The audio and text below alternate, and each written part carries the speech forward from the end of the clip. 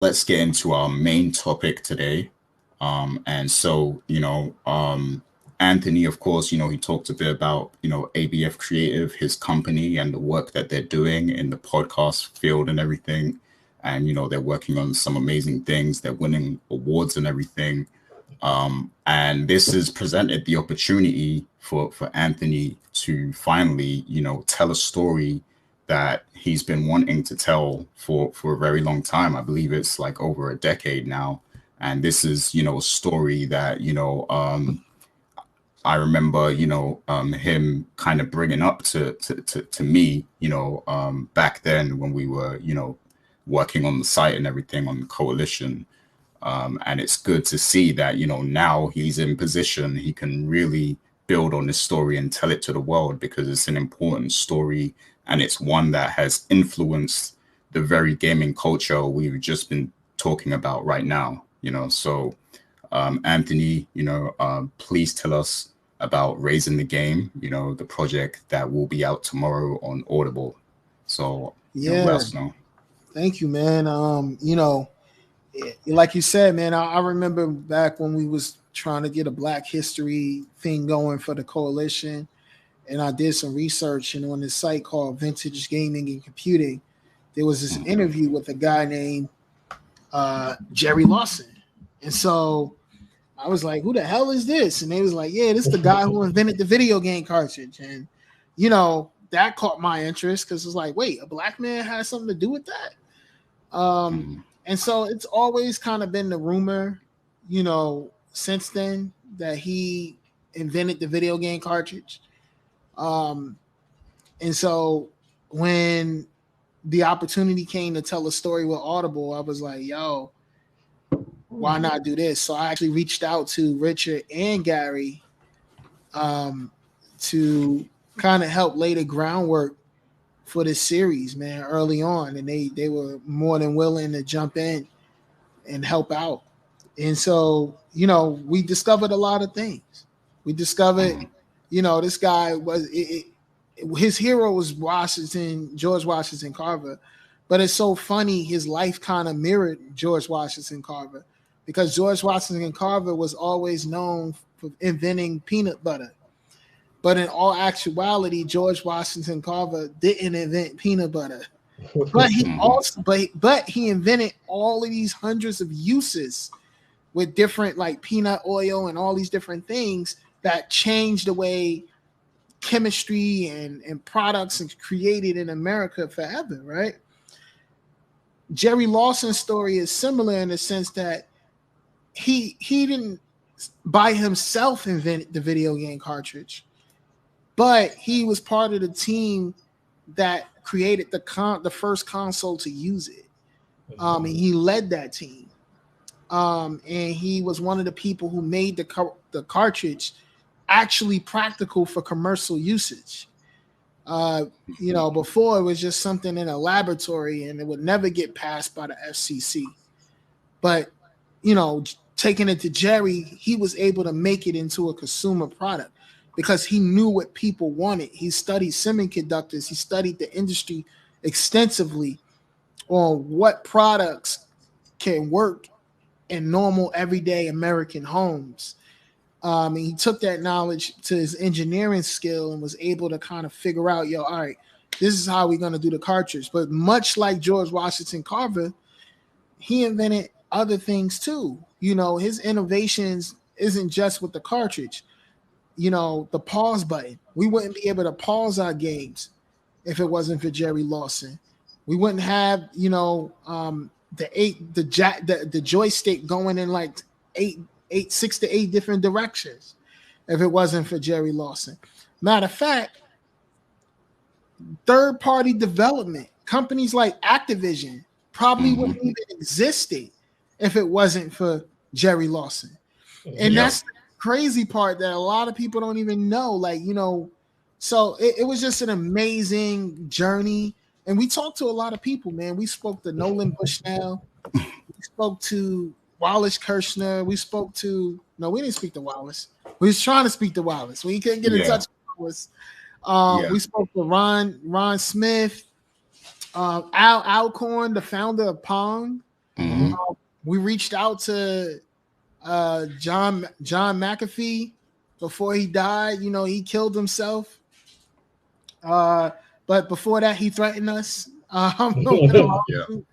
Talk about like, let's briefly, like, you know, touch on, because while we were, you know, working on this and doing all our research and everything to put this together, you know, a lot of different, you know, facts and things came up. And, you know, we wanted to, because this is, you know, in this series, we have interviews and clips that are going to play, you know, throughout the, you know, the show and everything, the documentary. And, you know, so we wanted to interview a wider range of people so that we get all of these stories, you know, from people who had firsthand experience with Jerry Lawson and everything. And then, you know, we reached out to a bunch of these people. I don't know if I should really mention the names, but some big, you know. Let's name them, man. Let's go. Okay, yeah. So, I mean, you know, Steve Wozniak, you know, was one of those people. Yep. Who, you know, and Jerry was part of the Homebrew Computer Club, you know, around the same time that Steve Wozniak and Steve Jobs were there. And, you know, in Jerry's interview, he claimed to know these guys. And in one instance, he actually claimed to have interviewed Steve Wozniak for a job before he was at Apple, you know, and, you know, he actually didn't end up hiring him, right? So, you know, we wanted to, you know, get a first-hand account of this, and we reached out to Steve Wozniak. And, you know, what kind of response was we met with, you know, when we did that, Anthony? I mean, he didn't know who he was. He said, I don't know who this guy is. You know, here's the thing, man. Jerry Lawson was like 6'5", 300 pounds, black guy, had an afro. And he had a very soft-spoken speech. Mm-hmm. It's a very hard guy to miss, man. Like, you know, like, this isn't somebody you just forget about. You know what I mean? Like you don't forget about Jerry Lawson, especially if you're in an all-white room. And so, you know, so to me, you know, I thought it was interesting. I won't go further than that. It's just interesting that, you know, people feel like they don't know who he is.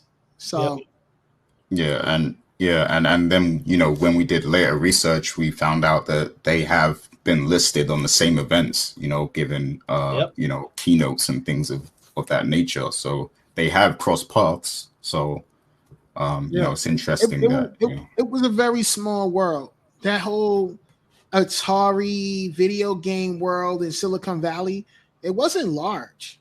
Everybody knew each other. Mm-hmm. People who worked at Atari knew people who worked at Fairchild, knew people who worked here, knew people who worked there. It was a very small, I would say, industry. You know, this wasn't a $1 billion industry that we know today.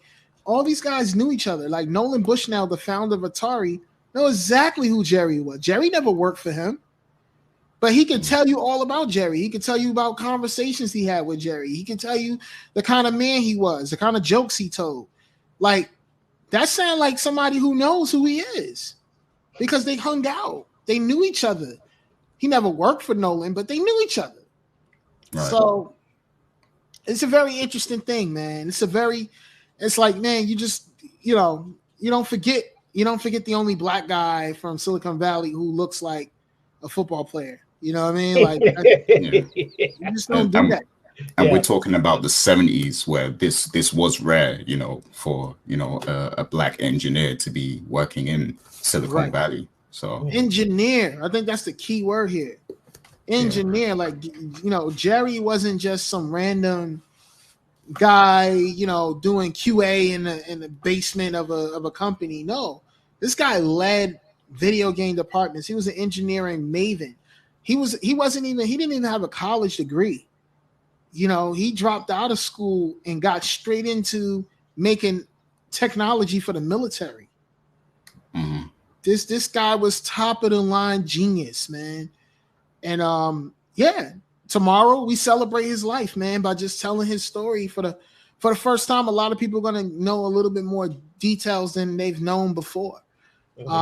And I think we did a good job. You know, his son and his daughter were a part of it, and his son listened to it, and his son was like, "Yo, you definitely, cover some items that I never knew." So it's a very fun project to put together, and honestly, I was so inspired. I'm like, man, what else can we do? But yeah, we'll get to that conversation later. But yeah. And I want everyone to know as well, because we've been working on this for a very long time. We started back last year. Like you guys, like Anthony was actually working on this way longer than I was working on it. When I got brought in, it was already like well into production and stuff. And then once I got there, that's when we started to really flesh it out and everything. And like, the people might have seen, because there was a documentary released on Netflix last year with, it was like a 3-minute segment or something about Jerry. And then, during the course of when we were doing our work as well, we saw, more stuff, popping up here and there, most likely because we were contacting so many people. So, probably some people had it in their mind again, and then, more things started to pop up. But yeah, we have been. It's very interesting. It's been very interesting. Nobody was really talking about it. Now everybody talking about it, But to me, I think we definitely given out the most information. The most centralized information is that as well. A lot of his story is kind of separated all over the internet and in different places. The timeline is never quite right. Nobody really has the timelines right. So with the work that, we've been able to do, and I want to lift up my brother, Rich, man, because Rich was definitely part of the process in the beginning, and Rich helped us lay a lot of the groundwork. So I want to, give my flowers to Rich right now, man. Thank you for that very intricate, groundwork that you help us put down, lay the foundation. But, I say all that because, it was a lot of time, energy, and research that had to really put together for us to really get the story right. So, that's just something that you won't find nowhere else. And honestly, we feel like a lot of new projects are gonna use our project as a source material. I believe there's a movie being written. Right now, from what I understand, there's a movie being written, a script being written. They definitely using that script. I already know they are. I've been told that they're using our project as some of the source material for that script. So just this we doing the work, man, and I'm proud of what we've been able to do, laying the foundation to more people actually respecting the legacy of Jerry Lawson. Yeah, exactly. So and Rich, I had a very specific question for you, but just real quick, that is what I wanted to highlight as well, Anthony, that this is we've given the most amount of detail to Jerry Lawson's story than anyone that anyone has before, because previously, if you wanted to learn more, you would have to do a lot of digging, a lot of research, a lot of contacting people. So we've done all of that work here, and we've told the story like it hasn't been told, before, like with a lot of new details and new information and everything. So yeah, I'm definitely proud of that, and of course, that much of that success is down to Anthony, because he's been, it's his baby, this project. So Anthony, we owe a lot of flowers to him for that. But Richard also, because you were there before I was there, working on this as well. So, and I wanted to ask you specifically, Rich, because I know that you and Anthony, years ago, you actually attended, some kind of event about Jerry where you learned more about the story. So I wanted to ask you, what was it like, hearing the story back then about Jerry Lawson, and then, how does it make you feel now that you've been a part of bringing this story to light, in a new way in 2021? Well, I want to say I definitely want to start off by thanking Anthony for, approaching both me and you about joining the project. I recall when Anthony was in the New Me Accelerator program, and I had went down there with him. Shout out to Angela Benton. Yeah, she's the one that started that. So I hope she's doing well. But when we was in that program, that was how we came about this opportunity. Because if I recall correctly, we had went somewhere in downtown San Jose, and there was an event that they were having to just honor Jerry and talk about his legacy. And from going to that event and seeing all the people, it's very fascinating to hear the story. But obviously, there are a lot of questions that you have about how everything came full circle.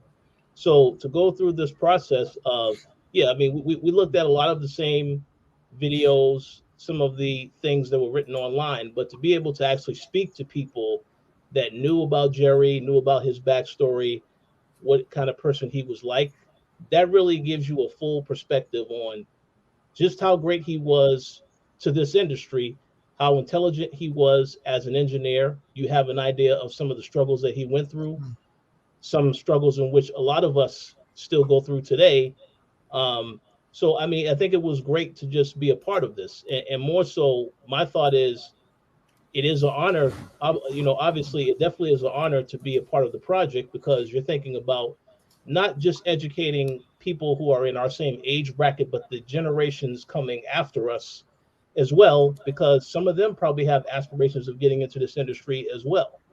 So, yeah, you think about a lot of that stuff, and that's why I said I'm really glad, happy that we were all a part of this project, and I hope that people gain a lot of knowledge and insight off the project, and it can be used as inspiration for any goals they may have, or if there's someone that they know that wants to be an engineer, wants to create video games, do anything of that nature, they can look at this as a great source of inspiration and how to get started.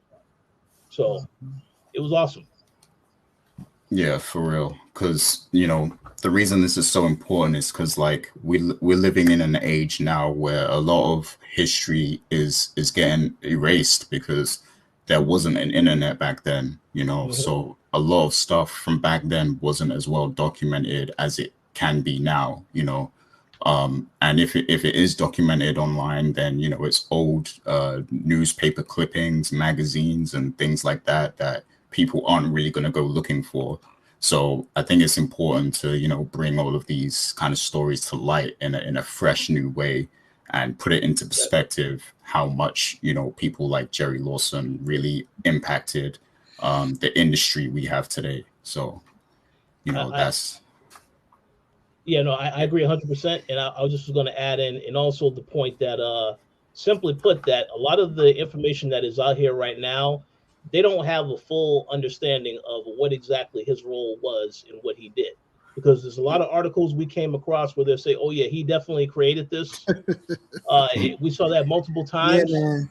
Yeah. So that's what I'm saying. This is straight to the source because we've spoken to people that can tell you exactly what his role was. I think a lot of people, what's crazy is a lot of misunderstanding of who invented the video game cartridge. Definitely listen on Audible tomorrow to figure out who exactly did it. But at the end of the day, I felt like there was a very racist undertone to a lot of the responses to the Jerry Lawson memes that will go viral. Mm-hmm. A lot of people will just say, no, he didn't do that. And it was met with so much vitriol, so much anger. Because if you cared that much about who invented the video game cartridge, I don't even see people lifting up those other individuals at all. It's more about putting down this individual. Had nothing to do to lift up those other guys, but had everything to do to lift down and put down Jerry Lawson. It was a very racist kind of undertone to the feedback when people saw those. And so who knows what the feedback will be for this. We told a very honest, a very true story. I doubt it would get that kind of racist feedback, but there might be a lot of people who may feel like the guy who led team that invented the video game cartridge. No, he didn't lead the team. He didn't. I feel like we're gonna get a lot of like pushback on some of those details that paint him in a positive light, because people hate to give flowers to black people, you know. But we're gonna put an end to that, man. We're gonna put an end to that, and this isn't just a story we're just gonna come out with tomorrow and that's it. We're done with it. You know, we're gonna be promoting this for years to come. This isn't something we just gonna brush to the side once something new comes up. This is a story we're gonna continue to use and leverage to inspire, like you just said, to inspire kids to get into STEM, especially children of color. Yes. Mm-hmm.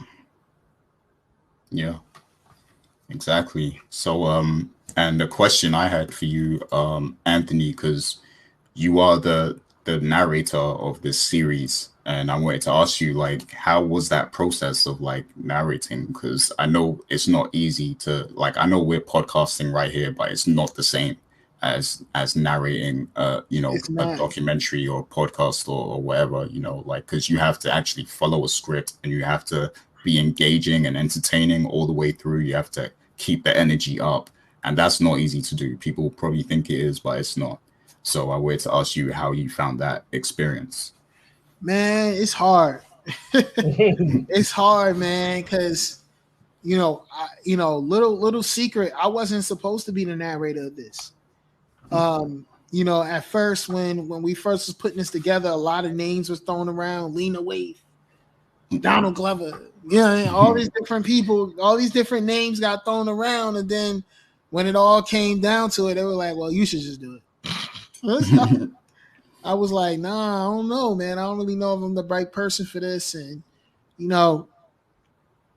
but we had to get this thing done. We had to get out there and start working on this, and looking for a legit host was going to take even longer.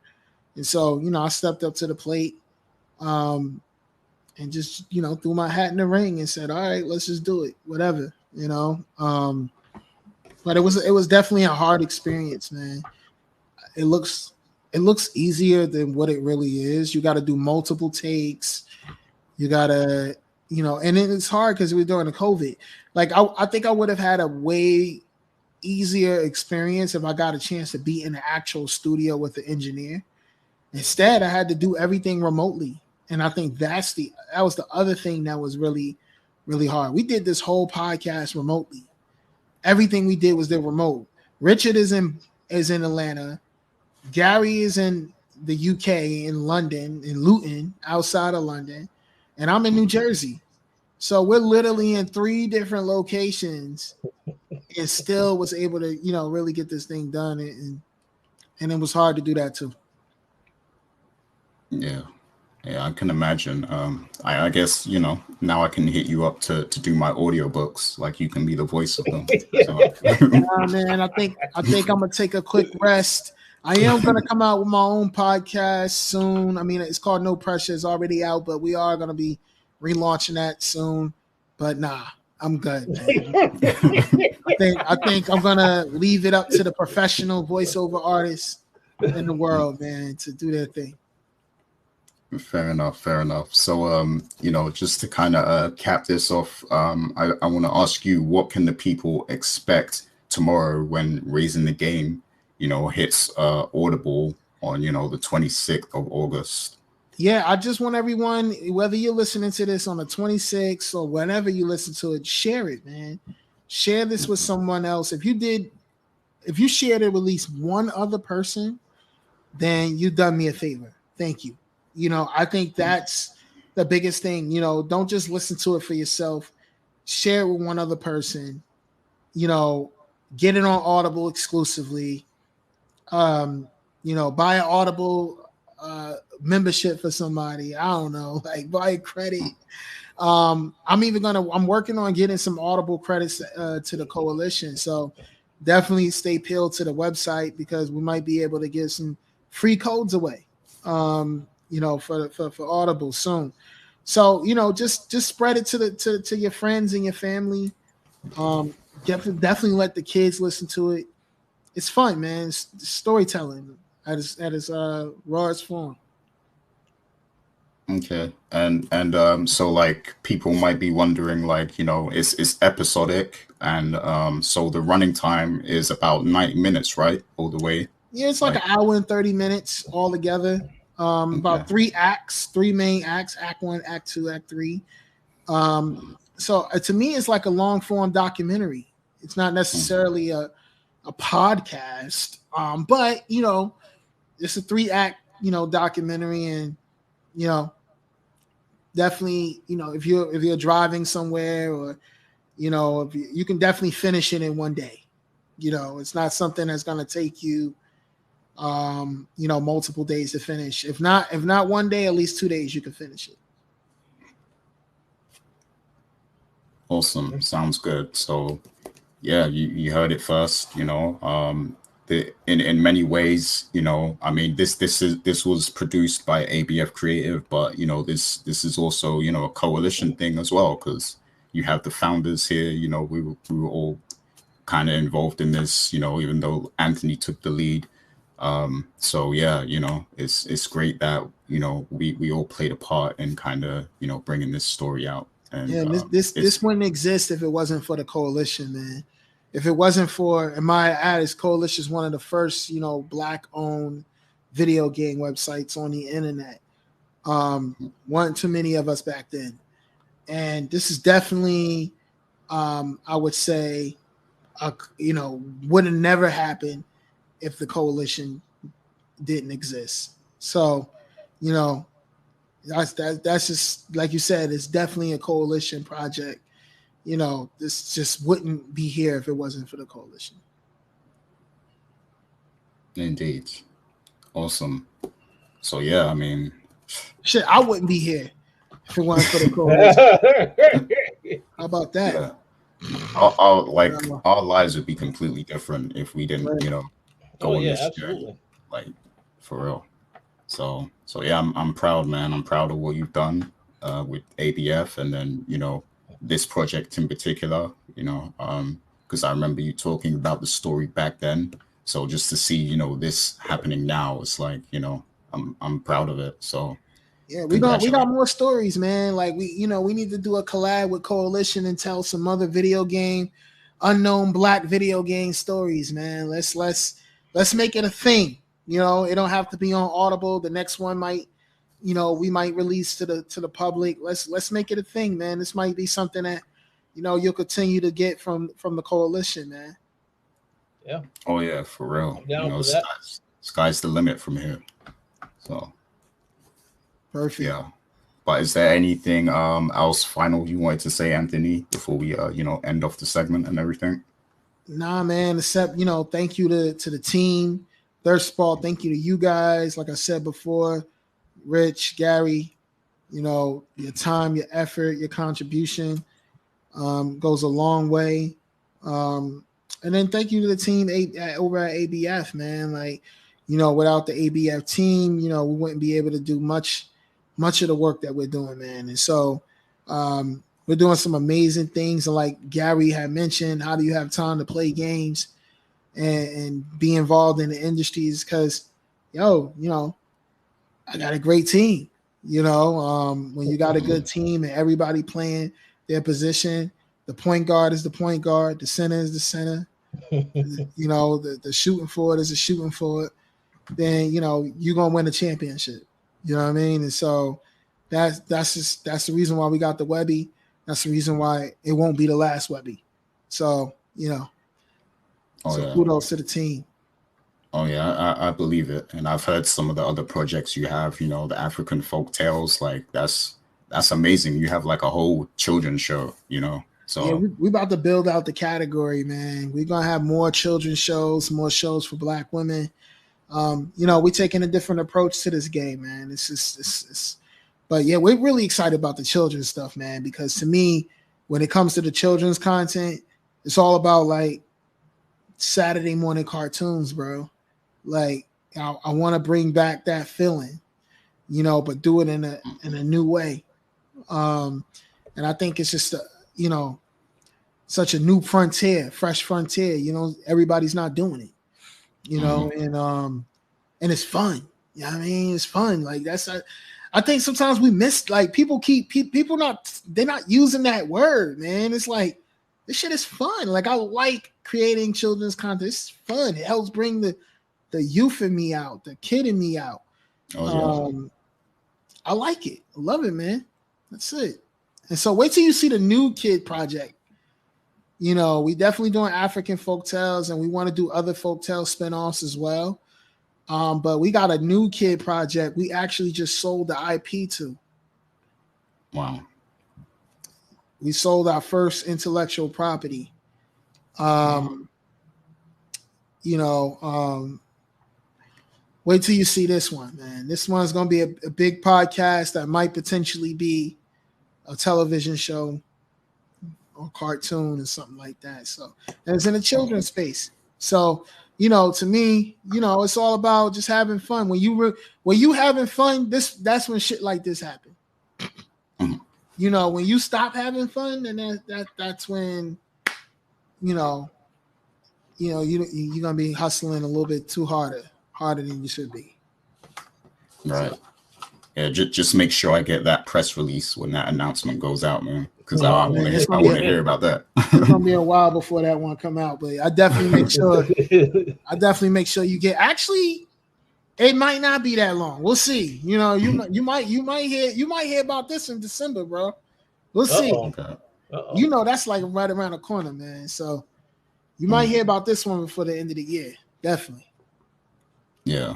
And the great thing about what you're doing as well is that everyone is familiar with podcasts. Of course, if you're listening to this, you are familiar with podcasts. And traditionally, it's a discussion, it's a radio show format and everything. But I think a lot of people haven't, thought of the different ways podcasts can be presented. And that's what you guys are doing. You're presenting new ways to kind of, take in these storytelling concepts and everything. And that's what I really love about, the work you're doing and everything, because you're changing the podcasting landscape, and you're changing the idea of what people think podcasts are and what they can be. So appreciate props that, on that. Man. Thank you, man. Appreciate that, bro. Yeah. So yeah, Raising the Game, August 26th. Make sure you head over to audible.com or audible.co.uk, depending where you are. And, check out Raising the Game, man. Listen to the untold story of Jerry Lawson.